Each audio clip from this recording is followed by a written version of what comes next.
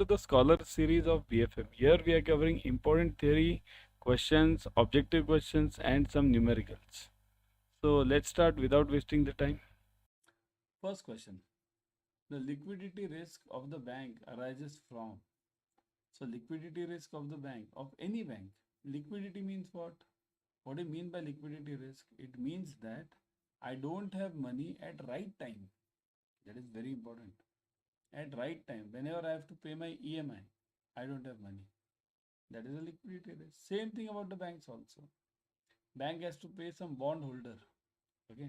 At that time, bank doesn't have the money. That is a liquidity risk. If some depositor comes for withdrawal, bank doesn't have money. That is a liquidity risk. So this liquidity risk of the bank arises from number one, funding of long-term assets by short-term liabilities. Long-term assets by short-term liabilities. What do you mean by this word? Suppose let's consider all these cases. Okay, let's consider all these cases. Let's say this is deposits. Here liabilities means deposits, assets means loans. Okay, now case number A, funding of long-term assets by short-term liabilities means what? I'm having a deposit of 1 year and I'm giving a loan of 3 years. Will this create a liquidity risk for me? Just type yes or no over here. Let's see later. B1. Funding of short-term assets by long-term liabilities. So deposit of 3 years and loan of 1 year. Will it create a problem for me? Funding of long-term liabilities by short-term assets. C.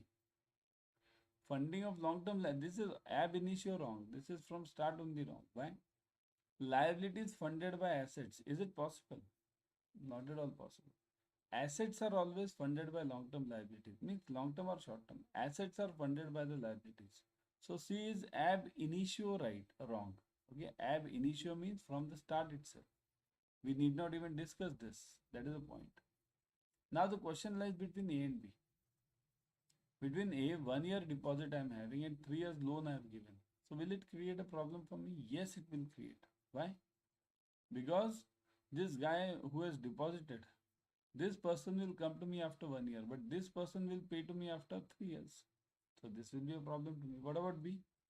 If this person has given me a deposit of 3 years, this guy will come after 3 years. Isn't it? This guy will come after 3 years, but this guy will pay me immediately after 1 year. So I won't have any liquidity problem over here because whenever this person comes, I can repay him back, him or her. Okay. So the answer is A. Funding of long-term assets by short-term liabilities. This is a basic logic based on which this question is dependent. And such questions are asked to in exam. Remember. Okay. Move on. Funding liquidity risk is defined as funding liquidity. Remember this. Funding means I don't have funds. Liquidity risk, but related to funds. So that is defined as excess of liabilities over assets. Excess of long-term liabilities over long-term assets. Excess of short-term liabilities over short-term assets. Inability to obtain funds to meet the cash flow obligations. Very simple definition. Excess of long-term liabilities over long-term assets. Is this a liquidity risk? Excess of liabilities means more of deposits, less of loans. Obviously, that can be the answer. Similarly, B can also be the answer. Look at this. All the answers seem to be right. All of them. You check this. All of them seem to be right. Liability is greater than assets here. I'll show you over here. Liabilities greater than asset. In all the cases, logic is same. Okay. Liabilities are greater than assets here. Over here, excess liabilities over assets. Here, long term over long term. But after all, the same. Liabilities and assets. Short term over short term. Logic is same. Liabilities over assets. So logic is liabilities are more than assets. So definitely that is the answer. Whenever I have deposits of let's say 100 rupees, okay, and loans of let's say 70 rupees, okay, so will it be a problem for me as a bank? Do I have a problem in this case? Okay, just check your bank's ratios, your bank's loans and deposit ratios. Is it always 100? let's say this is 100, this is also 100. Is it always 100? No. RBI has given the term as your liabilities and assets should always be 70%. So this is right. Okay, assets will always be lesser than your liabilities. Always. Means basically loans will always be lesser than your deposits. Of course, the ratio is matched so that the rate of interest NII is not affected much. So the correct answer is this: inability to obtain funds to meet the cash flow obligation. That is the correct answer. Okay. So funding liquidity risk is defined as inability to obtain funds to meet the cash flow obligations. Okay. Liquidity risk in banks manifests in different dimensions. Which are these? What do you mean by this? Manifest means comes. It comes in various ways. Okay. It comes in various ways. Dimensions means ways. Let's keep words simple, isn't it? So liquidity risk in bank comes in different ways. What are these? Funding risk arises from the need to replace net outflow withdrawal and non-renewal of deposits. It can be. Just answer. Think over it and answer. Fine. Here, CIB is not like JIB. Just you got the answer, tick it. No. Here you have to think. Funding risk arises from the need to replace net outflows. Non-renewal of deposits means whatever is going out, that needs to be replaced. Suppose if tomorrow there is a huge withdrawal from your bank, run on the bank, we call it run on the bank, right? Anyone knows run on the bank? What is run on the bank? Type in the comment section. Okay, just type, do you know run on the bank concept? Type yes or no, only that much type it. Yes or no, yes or no, only that much. Don't give me run on the bank definition, it's a big definition. Yeah. Yes, yes, yes, no, no, no. Yeah, some no's I am seeing. See here, run on the bank means when all the customers of your bank, remember whatever I am saying, when all the customers of the bank come for withdrawal of deposits, all of them. So that is known as run on the bank. There's some negative news in the newspaper, something wrong about your bank. So everyone comes for withdrawal.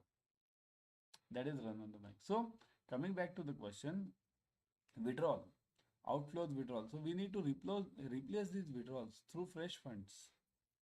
So liquidity risk may arise from this also. Number two, time risk arises from the need to compensate for non-receipt of funds, NPAs. Means basically, suppose if I've given a loan, so what is my logic? The logic says that that person will pay me the EMI, and or CC if given that person will pay me the interest, and that interest I'll use it for paying to the depositors. But if I don't get that interest, don't get that EMI, then what? So that will also create a time risk. Time risk means what? At the time, I'm not having the funds. Call risk arises due to crystallization of contingent liabilities. So call risk arises from crystallization of contingent liabilities. Contingent means what? Contingent means which was not to come, or future transactions, future, like bank guarantee, LC. Okay, these are all contingent. So it comes in which of these cases? Both A and B. Okay, I'll mark it like this: A, B, and C. That is the best answer. So the answer is actually this: A, B, and C. Because funding risk is to replace the net outflows. That is also correct. Time risk is for compensating the non-receipt of fund. That is also correct. And call risk is also a type of this liquidity risk only. Because if tomorrow there is a huge bank guarantee to be paid by you, then from where will you get the funds? Urgent funds. Okay. So both, not both, actually it's A, B, and C. Okay. Everyone subscribe to Officers Adda 24/7 YouTube channel. In this channel, you will be getting latest updates from IIBF on JIB and CIB. Means what is updates from IIBF? IIBF gives various notifications. Like now it's exam time. So it will give certain notification that this exam time changed, that exam time changed, this subject's portion is this, something has been added over here, something like this they'll give. So these notifications are explained on this channel immediately. Officers Adda 24/7. Also, you get free YouTube series. Here, right now, what are you watching? You're watching the same free YouTube series. So you get a free YouTube series on the channel for all the subjects of JIB and CIB. All. Okay. So that's why subscribe to it. Click on the bell icon. Click on the like button. Share it with your friends. Okay. When an asset maturing in where an asset is maturing in 2 years, the liability risk will be. Suppose if any asset means loan is maturing in 2 years. Okay, 2 years means what? I have given a loan and that guy or girl will be paying me after 2 years. Okay, so what is the liability risk? Now look at this liability risk. With what risk will I face from the depositor's angle? Basis risk, yield curve risk, gap risk, embedded option risk. From the depositor side, I'll face this risk, depositors, embedded option, right? See here, if this asset is maturing in 2 years, means there is a loan. Let's look at it this way, loan, okay? If this loan is maturing in 2 years, this deposit, I may face a deposit. Here, I have to fund this loan by this 2 years. So what I have to fund is, I have to see to it that I have sufficient deposits for this loan. But if these deposits get matured, FD gets matured, there's a withdrawal, then will I get the same FD of the same amount afterwards? If after the withdrawal, will I get the FD of the same amount at the same rate? That is known as embedded option risk. Embedded means what? Anytime it can withdraw. Suppose if I need this 1 lakh rupees over here and this 1 lakh is withdrawn from here, depositor's angle, then my balance sheet is in a problem. So embedded option risk means there is a chance of withdrawal of FDs, withdrawal of savings deposits, plus there is a chance of repayment of these loans also. Now this is from the loan side. Somebody repays these loans. So embedded option risk is for both the sides, loan also and deposit also. Here we are talking of liability, deposit side. So that's why it's a main embedded option risk. The risk of adverse variance of mark to market of change in the market price of the interest rate instruments, equities, is called. So mark to market. What is mark to market? Mark to market means that basically the logic behind mark to market is, suppose if I brought let's say a bond, and that bond I am not going to sell immediately. But mark to market means what? Whether if what is notionally I am gaining some profit or not in that.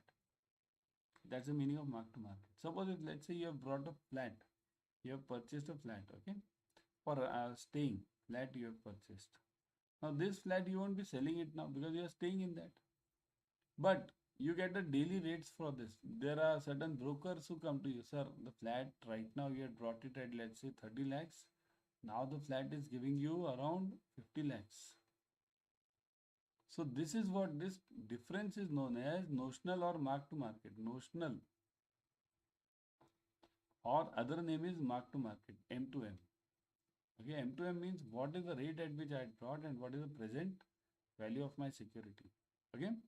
So risk of adverse variance of mark to market value of change in market price in the interest rate instruments is called as price risk, market risk, translation risk, both A and B. What is the answer? Let me get it from you now. I'll explain you, not an issue.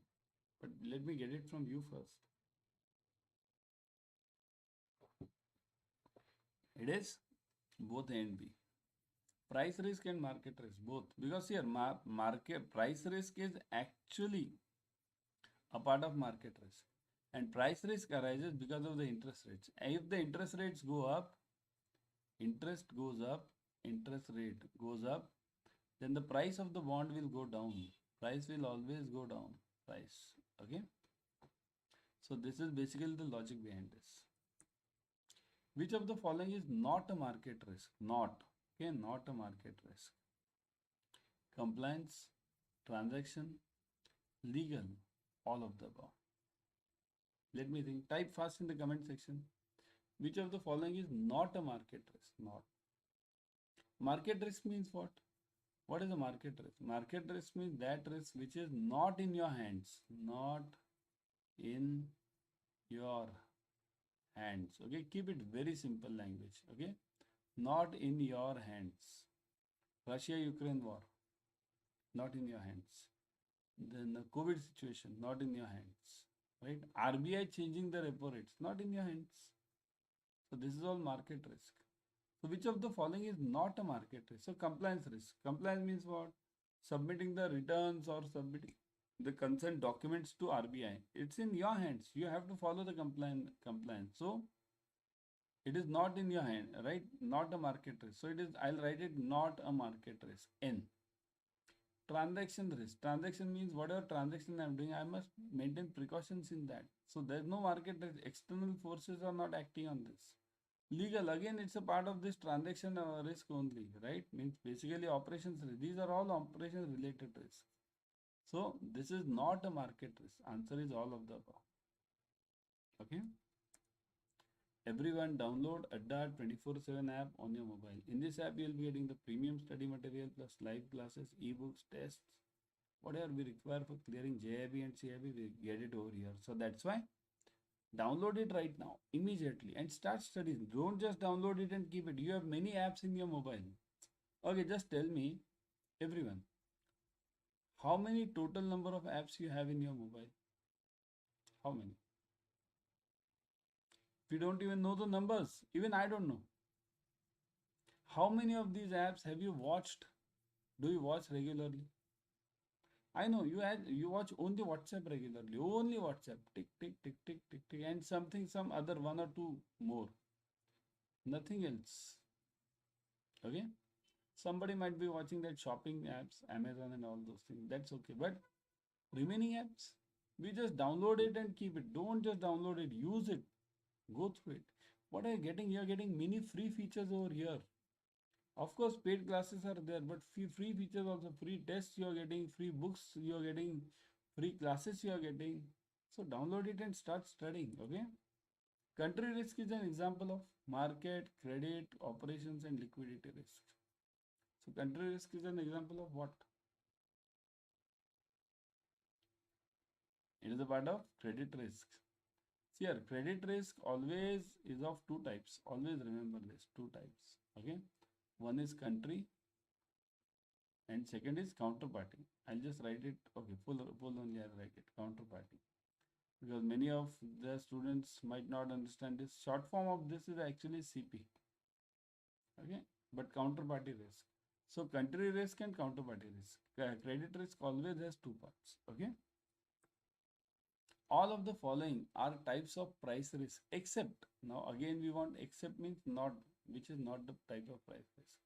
So all of the following are the types of price risk except commodity price, exchange rate, stock price, counterparty risk. Just now I gave you. What is the answer? Just now. Yeah. Type fast. Just now I gave you. Yeah. This one. Look at this. Credit risk is has two parts, credit and counterpart, country and counterparty. So counterparty will be a part of what? Will it be a part of price risk? No, it is a part of credit risk. So this is credit risk. This is not the one.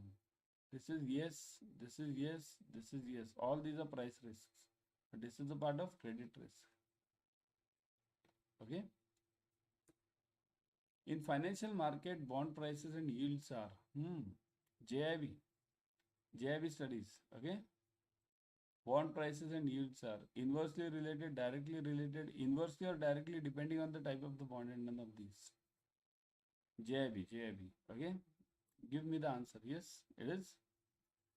What? What is the answer? Bond prices and yields. Inversely, right? If the yields go up, what is yield? Yield means asking rate. If the asking rate of any bond goes up, the price of that bond will go down. So that was the YT series for you. Now before going, let me tell you, join the batches ASAP. Let me show you how to join the batches now. Go through the app always, because in the app you're getting 1% extra. Go to Adda 24/7. Click on JIB and CIB. Let me show you.